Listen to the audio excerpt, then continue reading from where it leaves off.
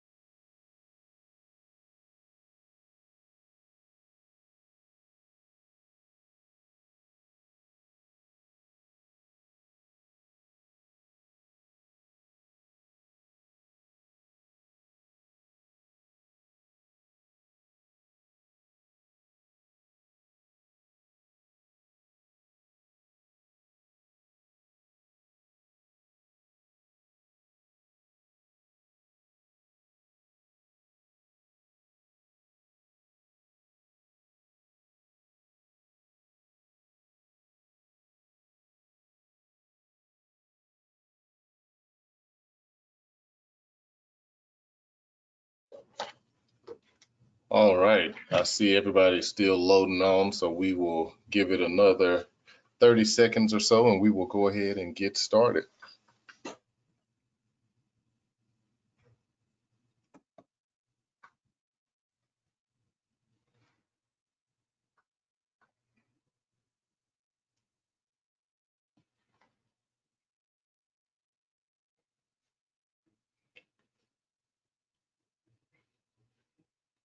All right, well, we will go ahead and get started. Thank you all. For those whose cameras are on, can you hear me? If you can just shake your head yes, so I can know that I'm being heard. All right, good deal. Well, thank you all for joining us today. This is a really exciting day for us here at HCD. We are announcing a new program. Well, it's a revised program. It's one that we've done in the past, but I think that you all will appreciate the work that has gone into the relaunch for this program, Neighborhood Economic Development Opportunities. First, I want to give a huge thanks to Verna Lambert, who is the administrator for the Development Services Department here at HCD. She has led our team in partnership with the National Development Council to completing this application. And many thanks to her and all of the HCD team for pulling things together. I want to say just on the front end, and I won't say a whole lot, I'll turn it over to the team shortly, but as we get started, I just wanted to note that this is a dramatic shift in how we do business in HCD. Many of you, I see a lot of names on the list, and many of you have worked with HCD over the years, and you know that traditionally we have done all of our competitive processes through a process that we call Strategic Community Investment Fund. And this is a program that once a year we have about 7 or 8 different programs that range from programs that support neighborhood associations to large scale development. And we do it once a year. Typically, that period is open from December to January. And we review those applications, make awards, and then the funding is available in July. And one of the things that we have been talking about as a team over the last couple of years is the fact that when you look at development projects, they typically don't necessarily fall into that once a year window. So it creates challenges. It creates challenges for us because what happens is we get applications that are not necessarily as complete as they should be. And the reason we get those applications is because the developers have to rush to try to meet our timeline in order to make those applications. So with this relaunch of the Neighborhood Economic Development Program, what we've done is we are making this a program where it's a rolling submission. So each month you will have an opportunity to submit as long as funds are available. And this will not only apply to the NEDO program, it will also apply to all of our real estate programs. One of the things that you'll see today, we'll be talking about neighborhood economic development, but the application that we'll be using is going to be a singular application that will also be used for our other real estate programs, whether that's housing related or even some of the broader programs like Section 108, we will be looking at a similar application process. And so I'm really excited about what's been done. It's a change in culture. It's us thinking about how we can move at the speed of development. We will still have our annual SCIF program for some of the specialized programs for homeless and special needs and for those neighborhood associations. But from a real estate perspective, you will now be able to apply on a monthly basis. Right now, the funds that we have available are community development block grant funds that support neighborhood economic development opportunities. And so that's what we'll be talking about today. But over the coming months, you will hear announcements about other programs that we'll make available using the same process. So with that said, I want to dive right in. Oh, last thing, there will be challenges. We know that there'll be challenges as we roll it out. So I want to make sure that you all bear with us and just understand that we are working to try to make this process as seamless as possible.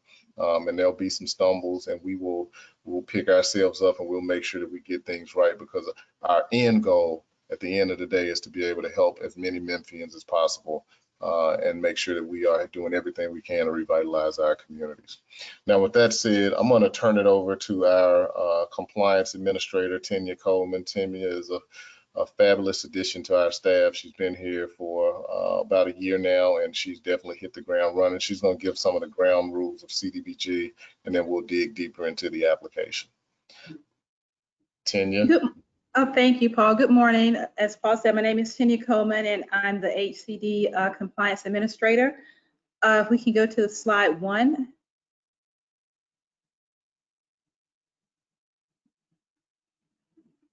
Oh, or can I do slide 1? I'm not sure. Okay, I'm a little not sure how to move these. And yet you have control. Okay, but what am I clicking to move the slide? I'm sorry. Oh, you can, I'll click them for you. Thank you. The next slide, please. Okay, a little technical difficulty. Oh my goodness. Wow, so it's a good thing that I have a larger version that I can see, because they've made this a little small. So I'm here to give you just a general overview of CDBG. The CDBG program is the primary objective of the program is to develop viable urban communities by providing 3 specific things: decent housing, a suitable living environment, and to expand economic opportunity. And of course, we're here today to talk about the expansion of economic opportunity through the NEDO program. It serves people who are generally 80% or less than the median income, and that median income is determined by HUD on an annual basis. And it's the median income for the city of Memphis, of course. And the program regulations can be found for the CDBG program in the Federal Code of Regulations, 24 Part 570. Next slide, please. Now, outside of those regulations that are found in Part 570, there are cross-cutting regulations that we all have to consider and that will affect you all when you're doing projects. That's the environmental review process, Section 3, Davis-Bacon, Section 1, Section 504, to name a few. Next.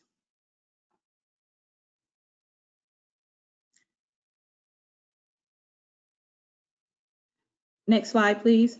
While they're getting to the next slide, CDBG is pretty specific that there are 3 national objectives that have to be met.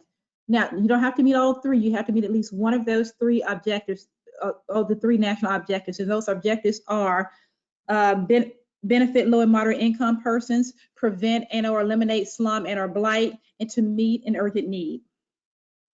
Next, please. And while we're doing that, the eligible activities are, which we're here to talk about today in greater detail: economic development, acquisition, public facilities, public service, and housing rehab. And I believe we're to my last slide, which is coming up next. So since I've been here I've been here maybe a year and 3 months, I think. So one of the things that I was charged with when I first got here was updating our policies and procedures, and we have been doing that over the last several months.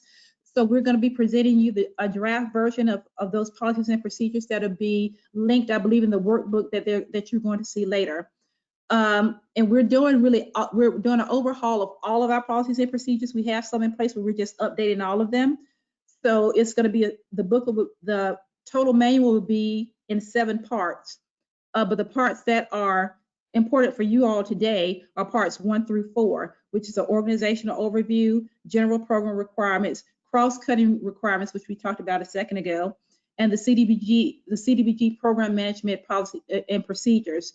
And just to let you know that this document is going to be evolving, changing, growing, I would say on at least a monthly basis, because if you've worked with HUD, you know that they send out different updates, and when those updates come into effect, one of the programs, we will have to update it. So I know that you will probably want to just take a deep dive and print out everything, which is a good thing to do because I like to have a paper copy of things, but just know that as things are updated via HUD, we will be updated these policies. It will be updated our policies on the website to correspond with those. So right now we have the draft form for 1 through 4, which is what we're going to be talking about. In 4 is the CDBG part, which we'll be talking about today. So just know that as time goes on, these will be ever growing and ever changing as we get updates from HUD. Thank you. Good morning again. This is Verna Lambert, and I am the Administrator of Development Services, as Paul mentioned. The next slide we're looking at are the eligible activities as it relates to real estate projects. So commercial activity is 1, and that basically means new or rehab of existing commercial buildings. We also look at mixed use projects where you may have residential at the top, commercial at the bottom, and our dollars can be used toward enhancing the commercial aspect. Mari Albertson, our Deputy Director, will speak on public facilities and affordable housing. Good morning. Thank you, Verna. So in terms of public facilities, I do want to emphasize that the funds available through this program are for physical hard costs of construction of facilities. And there's basically 2 types of public facilities eligible under this program. The first is the development of public facilities for economic development purposes. And these would include facilities that are specifically related to job creation or creating employment or other economic opportunities. These would be available for-profit developers or nonprofits. The second type of public facilities are public facilities for neighborhood and community use, and these would be, again, owned by nonprofits and developed by nonprofits. They must be available to the general public. So activities that are part of this might include the acquisition, construction, or rehab of a building for that purpose, public improvements related to the development of the facility, or removal of architectural or other barriers to the building to make it more accessible to the general public, and then design features and improvements that promote energy efficiency and other benefits. So those are the activities that would be eligible as public facilities. The last type of activity would be affordable housing. These would be the new construction or rehabilitation of affordable housing opportunities that are available for those at 60% of the area median income under the home program, or 80% of the area median income under CDBG. We currently don't have home funds available at this point. We will at some point in the future, and we will have those applications available and additional materials as those funds become available. Great, Mari. And I believe at this point, turning it over to talk a little bit more in detail about the application itself. Perfect, Mari. Thank you for that. So you will hear us call out the word or acronym of NEDO. And what we're referencing is the Neighborhood Economic Development Opportunities. So you'll hear NEDO quite a bit, and that's what we're referencing. And so we want to now zone in on what is this opportunity? It is a gap financing opportunity for the real estate transaction of your project. NEDO will support activities that nurture and energize neighborhood improvement projects and sustainable economic development opportunities.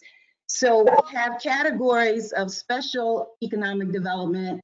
These are activities that are broad in its ability to assist in large-scale project development, and it's a very common way of undertaking such activities.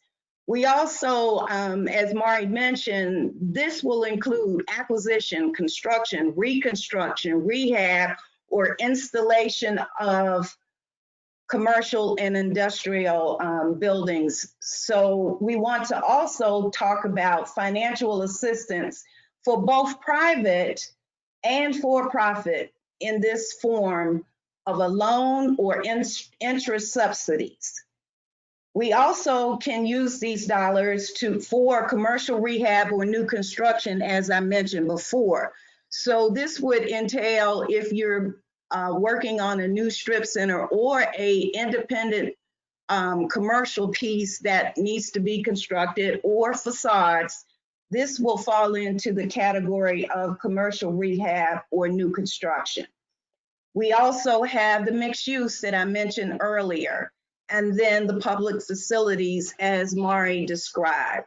So without further ado, we now want to bring the NDC team before us so that we can really dive further into the application process.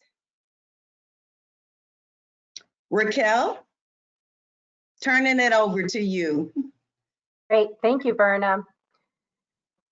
I want to give a broad overview of what the new application process is going to look like and give the folks a sense of time frame for how long, since it's an open-ended application process, give you a sense. And I realize that this slide is, as Tanya indicated, really small. The good news is, of course, once you get the Excel workbook, this is actually inside of that workbook and you'll be able to see. But we wanted you to know that there's an expectation of a service level based upon a mutual agreement of deliverables. And so beginning with the application submittal, we need to agree that once the application is submitted, it has to be submitted in a complete manner. And so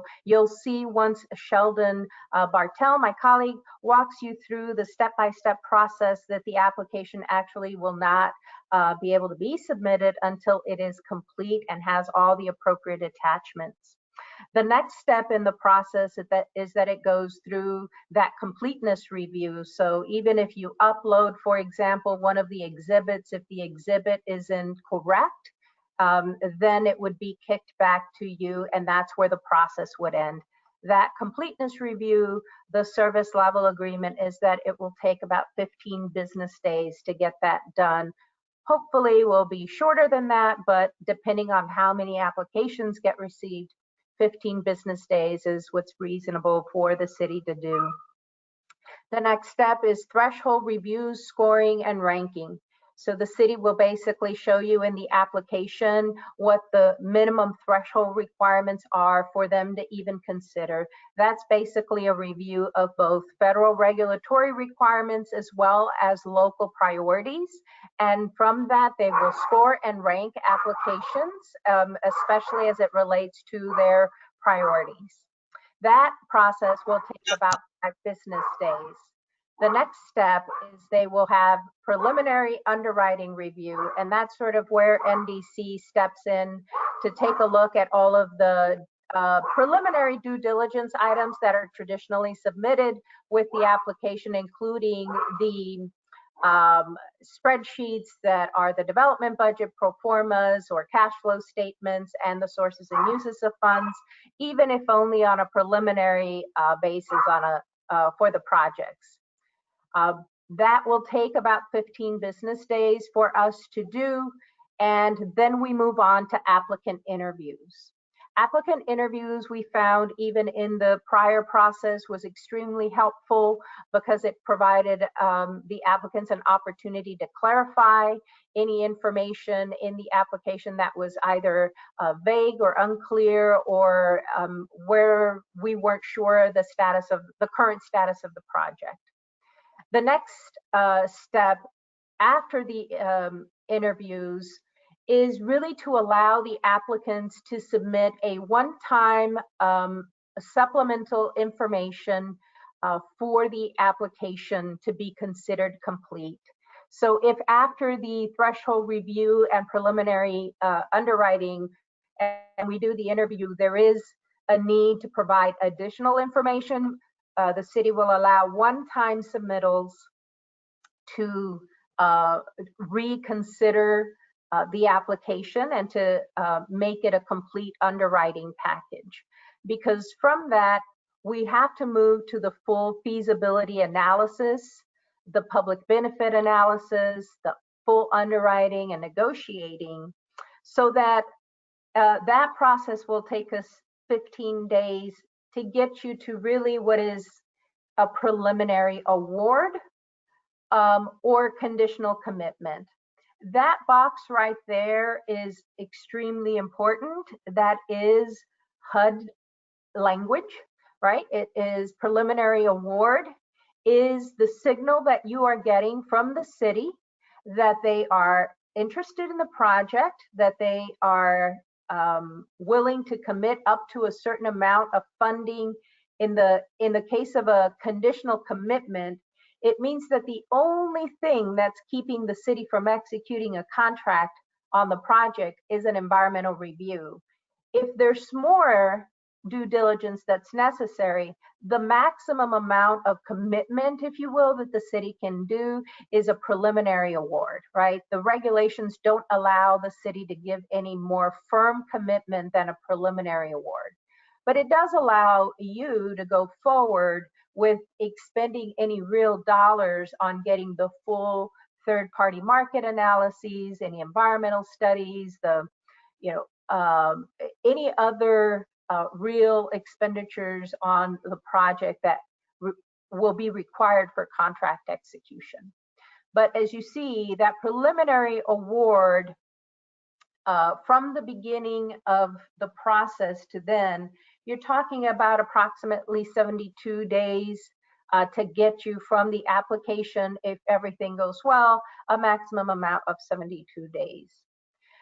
Then from preliminary award, we go into the hard due diligence, right? As Tanya alluded to, we've got to make sure that we meet all of those cross-cutting federal requirements where we make sure that you have the firm commitment of the lenders, the investors, your third-party market studies, the environmental reviews and environmental clearance, your commitment on Section 3, your execution on Davis-Bacon, which means that you have to bid out your construction contracts and commit to the Davis-Bacon wages and rates, that there's an ADA review on the project.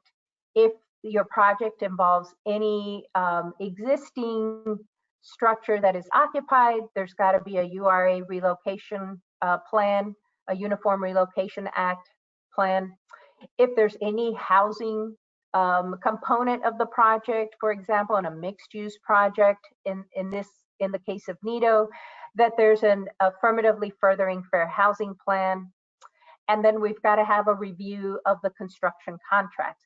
That part, as you can see, is where the bulk of the time is taken. So we've allotted a maximum of 45 business days. That gets you to the next step, which is contract execution. And that's really where both parties, the city and the development team, will exchange versions of the contract and come to an agreement on those terms, as well as the promissory notes or loan documents. And then finally, the project moves into the construction phase or construction period, where there's an enormous amount of reporting and monitoring that goes on, again, to ensure that there's compliance during that construction period with both the Davis-Bacon, any ongoing environmental reviews. As you can imagine, during a rehab project, there might be some additional environmental findings as you move things around on the side, or as you remove walls. There might be some other issues. Again, all of this period requires that there be constant reporting and communication with HCD. And then finally, during the performance period, there's also a compliance and monitoring period.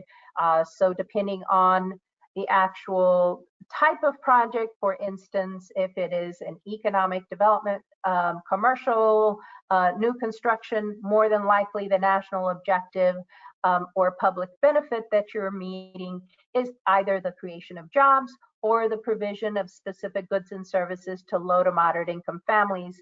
In either case, for the period of performance, there has to be a demonstration that that national objective is being met. So whether it's the tracking of jobs or the provision of those goods and services to eligible LMI communities, that has to be reported. So that gives you a sense of what that time period is like. As you can tell, obviously those last two phases will vary by project. This gives you a broad overview. It will be very important to ensure that these applications are complete because of the very nature of the open-ended application period. Okay, and with that, I am going to hand it over to Sheldon Bartel, who will walk through the step-by-step application. Good morning. Thank you, Michelle. So this application is an application for gap funding for shovel-ready project. What that essentially means is if your project is underway with a shovel in the ground and the ground's being turned, likely you're not going to qualify because as Raquel mentioned, your preliminary commitment is dependent upon a HUD environmental. With that said, you are going to be able to download an Excel workbook, which I will show you. Hey, Sheldon, I don't know if you can hear me. Can you speak up or speak a little bit Can you hear me? closer to the mic? Your sound is very distorted. Can you hear me now? A little bit better.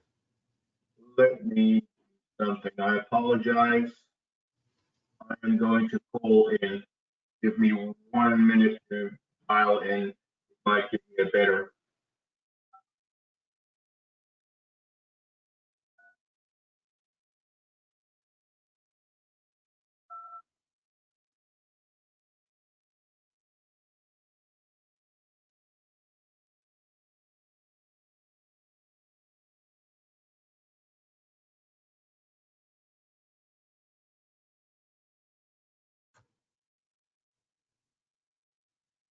And Raquel, while Sheldon's doing that, I did see a question in the chat from Chet regarding Davis-Bacon with respect to project size.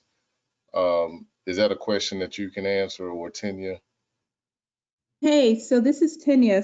Oh, do you guys hear me? Yes. Okay, so once $2,000 is put into a project, then that kicks in Davis-Bacon. Okay, thank you. Mm-hmm. And if that person wants more information on that, I'll put my email and telephone number in here, and they can call me and we can talk about it if Chat wants more information. All right, well, he's not shy, so he will probably use it. So. Okay. Okay, Chat, I'm going to put my email address in the box.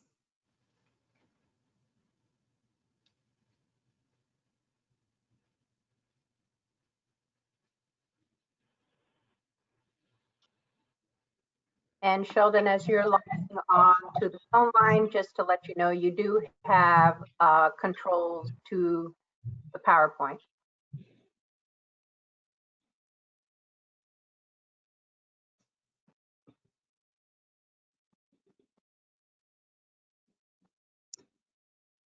So this is Verna again. I noticed in the chat box there was, and I'm getting several emails. The PowerPoints and the slides will be made, the PowerPoint will be made available, as well as we're recording this event, and it will be made available on the website.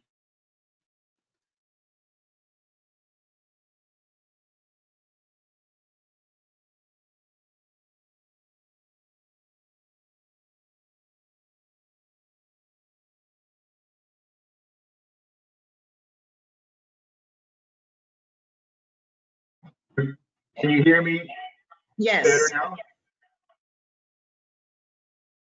Good.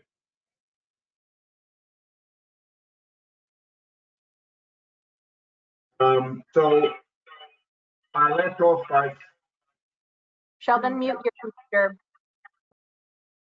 Can you hear me now? Hello?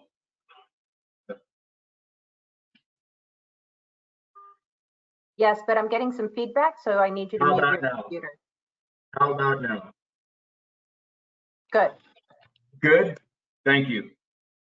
So yes, you will have access to an Excel workbook with about 15 tabs, and each tab is a step-by-step movement through the application process. I will share that tab, that spreadsheet in a few minutes via my screen, so you can see what it looks like, but it will be available for you to make application. Most importantly, incomplete applications will not be considered. The spreadsheet and the tabs have drop-down menus where, as you can complete a specific section, you can mark completed and move on to the next tab.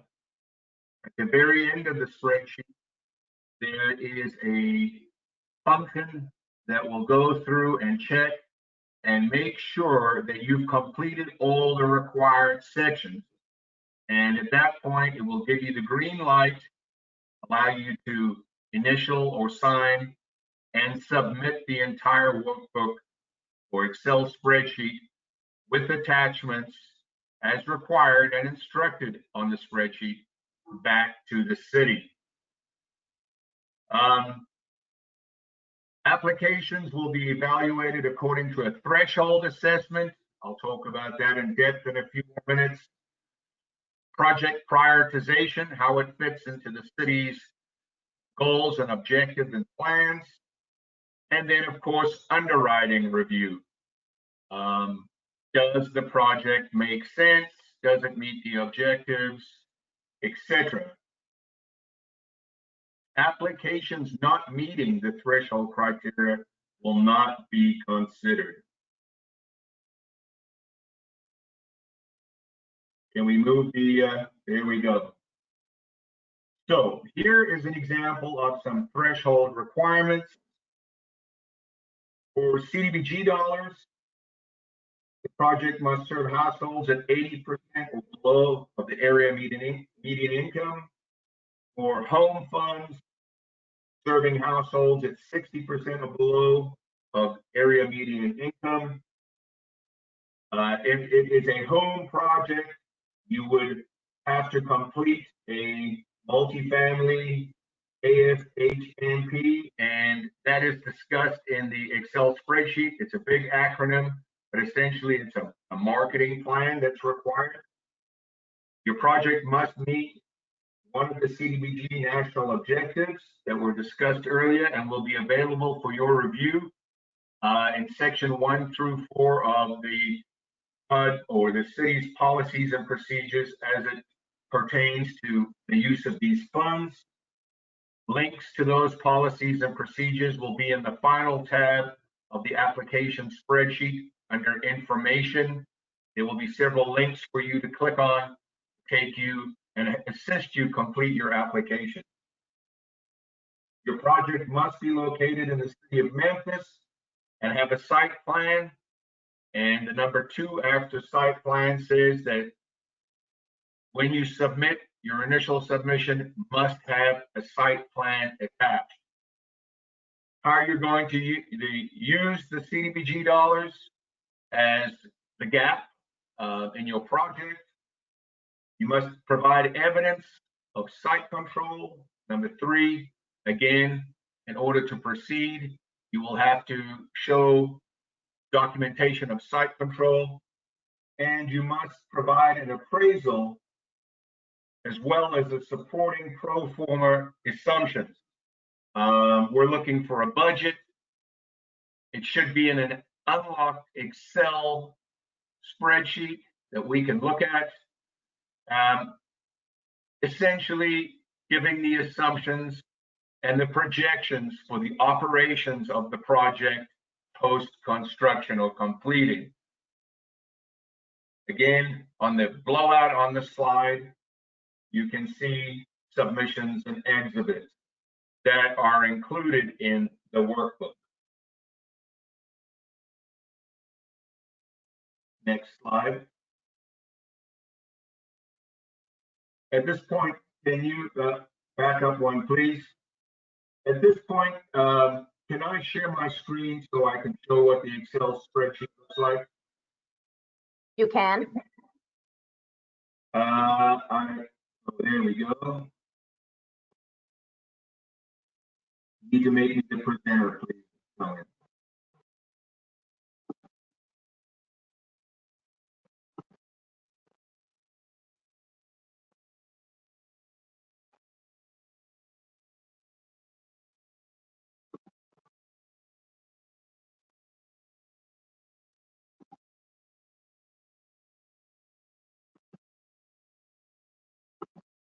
Is there a way to make me the presenter?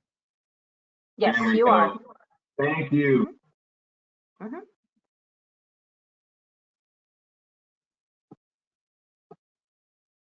And here we go.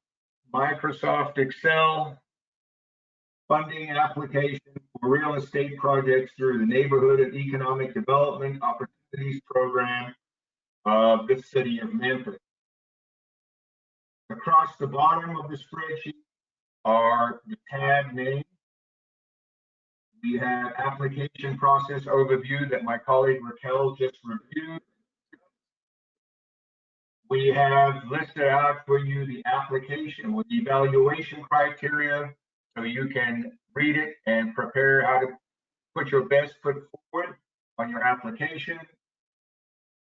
Now we get into the important part, the submission checklist. You can click on these blue areas that will take you to back to this page, general information page. When you go to the general information, you can complete it all and return to the submission checklist.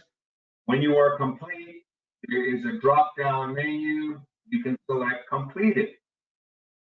Same thing for development funding and development information. And throughout the slide, the tab that tells you the exhibits needed, whether you've added them or they're attached or not. I'd just like to remind you that incomplete applications will not be accepted. Let's talk about threshold requirements. The next tab. Here's the threshold requirements that you can select. Met it, yes. If it's CDBG, home. This is the affordable fair housing marketing plan for multifamily housing. This pertains to home projects. You meet one of 2 or 3 national objectives. Secured site control, again, attach the exhibit, verifying that. Site plan, attach the exhibit. Located. Anyway, here is the thresholds that you must meet and complete to move your project to the next stage. The next tab is the general information, development name, location, developer, owner, etc. Development funding. This is where you fill in your funding request. Remember, it's gap financing. I have an example in total development costs. Again, this will make calculations for you. The development information tab. This will automatically calculate development applicant, development location. You can put the legal description in, but to find out what city council district, go to drop down, census tract. You can get that using policy map. What opportunity zone, again, drop down menus, located in Memphis 3.0. All these are preloaded for you to select and move on. Experience and capacity of the developer. Pretty straightforward stuff for you to complete. Project readiness. Have you done a market study? Has a phase 1 environmental been completed? Are zoning and land entitlements, have they been approved? The gap financing request, have you provided a development budget? Et cetera, et cetera. When that's completed, again, you can use the drop-down menu. Location amenities. This is your development as it pertains to all the amenities in the surrounding area. It asks you to provide a map showing locations. And then again, there is a lot of questions for you to choose an answer as well as provide narrative. HUD regulatory conditions, if applicable. Are you a certified CHODO? Are you a certified community-based development organization? If yes, attach your certifications, etc. The efficient use of federal funding is the next tab. This will carry over and calculate for you. This is the affirmative fair housing marketing plan. This pertains to home. Again, that's why it says it's applicable. City uses home funds or the gap is home. This will be required. A relocation plan. If housing and people are displaced, there needs to be a residential anti-displacement and relocation plan. There's certifications, drop-down menus, fill in the blank places. The executive summary, important for you to fill in, again, what your project means, detailed floor plans, renderings, square footage, etc. Must provide a DUNS number and a SAMS verification system for award management. Links to the sites and the forms are right here. Again, you must attach evidence that you've been there and completed that.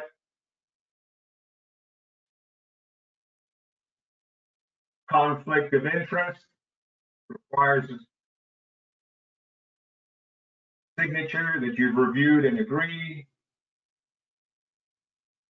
The environmental acknowledgement, this is the important one.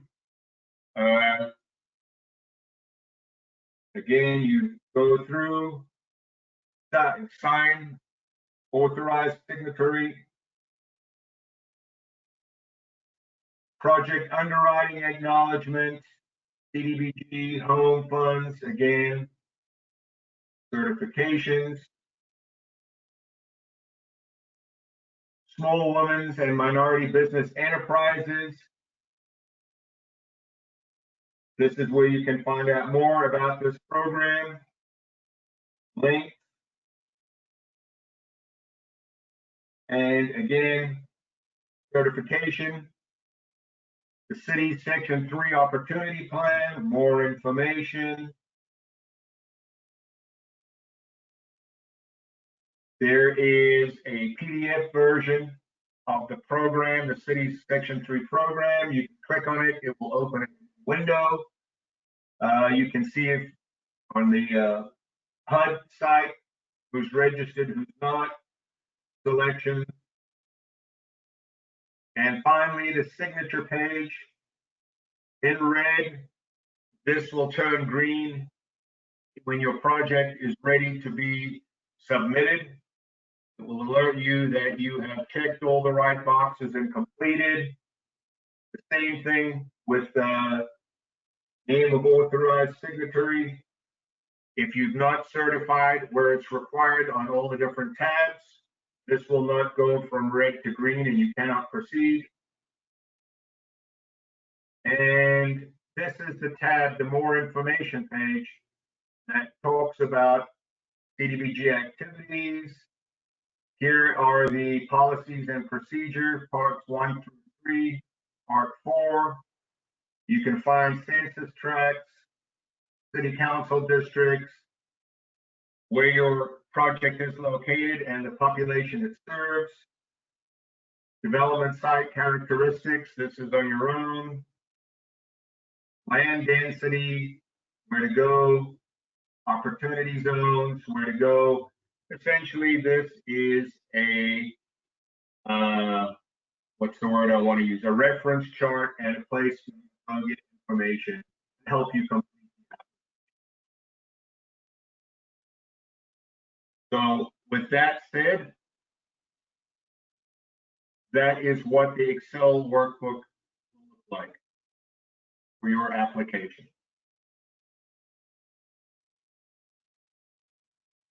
Great, thank you, Sheldon. I think we had a couple of really good questions on the chat that I want to make sure that everyone hears, and that is, if the project does not involve any housing component and therefore those attachments will not be included, is that an option? And so the response is yes. On those drop-down options, there is, it always says if applicable, and therefore on the drop-down, it does give you the option as NA, not applicable. So it will give you that, and then it will actually show your application complete. As Verna indicated, the other question about how this application will be made available, the city will be uploading this application to the website, and it will be available for download. And then the method for submitting this, along with all the appropriate attachments, will be via a specific email address, Verna, that I think is in the PowerPoint presentation. Is that correct, or is that something you're going to give? No, that's correct. It's listed on this slide that is on the screen now for questions. Yep, we will make sure to close with that PowerPoint slide on there, but that is how the application will be submitted. Okay.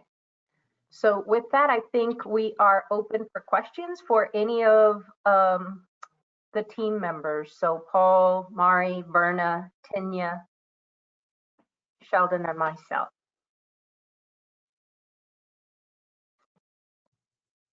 And I will unmute your mic if you have any questions. Let me know. Yes, Raquel, if you could share the screen that shows the link for the application. Mm-hmm. So now's the time for any questions via chat, or your mic will be unmuted for any questions that you may have. I know a lot of information was put out here. Paul, if there's any other final comments with respect to Memphis 3.0, we did incorporate those goals into this process. Just wanted to turn it back over to you, Paul. All right, thanks, Verna. And I think a few questions. I see one question in the chat about when the application will be uploaded to the site and what is the site link. I think you should be able to access the application now. Is that correct, Verna, on the website? Yes. You can go. As soon as the presentation, yes, as soon as the presentation is over, the web link will be loaded there, the application. Right, and you see the link to the website. It's on the screen now, www.memphistn.gov/HCD. And there's another question about funding for projects that are already in motion with development. I think that the project definitely has to have started in terms of getting pre-stuff together. So you're going to have budgets and all that types of information prepared. Our goal is for this money to be the last dollar in. And so you will want to have all of that information prepared, but you do not want to have any construction activity to have started on the site. Exactly, that's correct. So our team is obviously still going to be available. If you have questions, please feel free to reach out to any of us. We are always ready and willing to answer your questions. As I mentioned when we started, this is a shift in culture for HCD in terms of the way that we've traditionally done things. But I think it's going to be a positive one, both for HCD and for the community. We will be able to provide, I think, better service. And I'm excited about the path forward. Obviously, we're talking about one program today, but there will be, as we look at other real estate related programs, they will also fall into the same format. So I think it'll give us more consistency, more clarity, and ultimately better projects getting funded by the division. So this recording will also be posted on the website. So if you have colleagues that you talk to that missed it, they will be able to access it as well as the PowerPoint. So if there are no other questions, then we will, well, I see one more question. Is there a particular date or time of year that HCD typical finds out how much funding? Yeah, that's a good question. So typically, we find out how much funding we're going to get somewhere around April and May in terms of the allocation from HUD, and then that those dollars are allocated July 1. So July 1 is the beginning of our fiscal year. So assuming that we grant out all of the dollars that we have today, the next time we would have actual cash available would be July 1 of next year. However, we probably would still keep receiving applications, because if you remember that slide that Raquel showed, there's a 72-day lead time before an application is actually funded. So hopefully that answered your question, Seth. All right, with that said, we will consider ourselves dismissed, and thank you all for participating. Thank you. Thank you.